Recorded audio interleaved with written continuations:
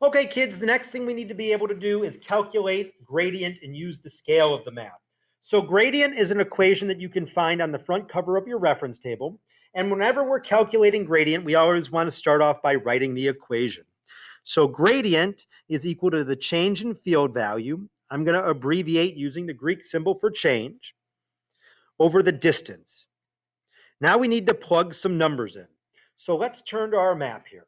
There's two ways we can figure out the change in field value. We can either use the contour interval or we can actually read the lines themselves. On this map, the contour interval is 10 feet, so the elevation changes 10 feet for each line. So if we start at point Y, we change 10, 20, 30 feet. Alternately, we could find out the actual elevations of those points. This line has an elevation of 490. This would be 510. This would be 520.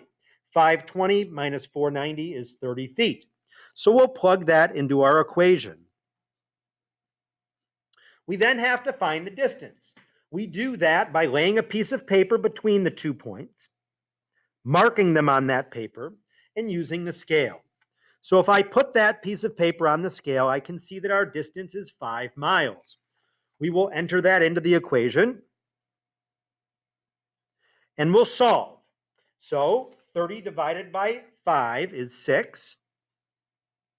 Always remember to sandwich that decimal. And then to get our units, this is why we plug it in the equation. We just read feet, line, miles, feet, line, miles. Or if you want to sound sophisticated, the gradient is 6 feet per mile. That means that as we travel from point Y to Z, on average, for each mile we change or each mile we travel, we'll have an elevation change of 6